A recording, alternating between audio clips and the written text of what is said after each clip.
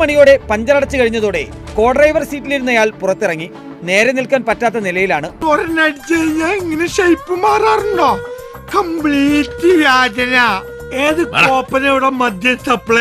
തുടക്കത്തിൽ തന്നെ അപകടകരമായ കുതിപ്പ് കണ്ടതോടെ ജീപ്പിനെ പിന്തുടരാൻ ഞങ്ങൾ തീരുമാനിക്കുകയായിരുന്നു.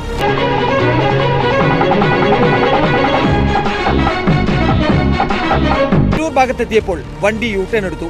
എറണാകുളം ഭാഗത്തേക്ക് 2 കിലോമീറ്ററോളം സഞ്ചരിച്ച ശേഷം വീണ്ടും യു ടേൺ എടുത്ത് തിരുവനന്തപുരം ഭാഗത്തേക്ക്.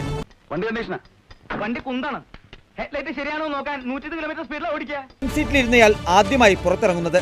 നേരെ നിൽക്കാൻ ബുദ്ധിമുട്ടുള്ളതുകൊണ്ടായിരിക്കും ജീപ്പിനെ ചാരിയായിരുന്നു നിൽപ്പ്. കുടിച്ചിട്ടുണ്ടോ? കണ്ടാലും പറയും. സീറ്റിലിരുന്നയാൾ ആദ്യമായി പുറത്തിറങ്ങുന്നത്. നേരെ നിൽക്കാൻ ബുദ്ധിമുട്ടുള്ളതുകൊണ്ടായിരിക്കും ജീപ്പിനെ ചാരിയായിരുന്നു നിൽപ്പ്.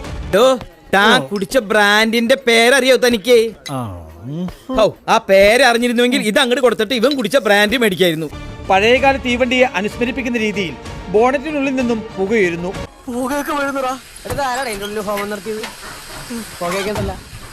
വണ്ടി കൊണ്ടുപോകരുത് എന്ന മുന്നറിയിപ്പ് അവഗണിച്ച് അപകടകരമായ രീതിയിൽ വീണ്ടും മുന്നോട്ട്. വണ്ടി എടുക്കാൻ പറ്റത്തില്ല കേട്ടോ സാറേ.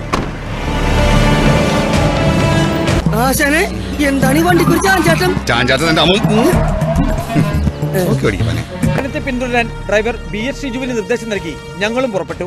തിരുവനന്തപുരം ഭാഗത്തേക്ക് ഒരൽപ്പം മുന്നോട്ട് പോയ ശേഷം വീണ്ടും യു ടേൺ.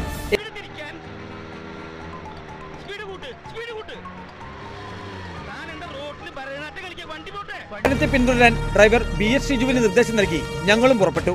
തിരുവനന്തപുരം ഭാഗത്തേക്ക് ഒരൽപ്പം മുന്നോട്ട് പോയ ശേഷം വീണ്ടും യു ടേൺ. നമ്മൾ ഇവിടെ ഉണ്ടെന്ന് ഈ നാറി എങ്ങനെ അറിഞ്ഞു? അവൻ CID അല്ലേ, പട്ടിയെ പോലെ മണത്ത് കണ്ടുപിടിക്കും. വണ്ടി ഓടിക്കേണ്ടത് അവന്റെ ഓടിക്കലെന്ന് ഞാൻ നിർത്തും.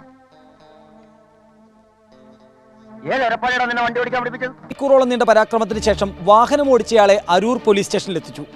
ഇനിയാണ് കഥയിലെ ട്വിസ്റ്റ്. സംസ്ഥാന ക്രൈം റെക്കോർഡ്സ് ബ്യൂറോ DYSP ആയ V അനിൽകുമാർ ആണെന്ന് വ്യക്തമായത്.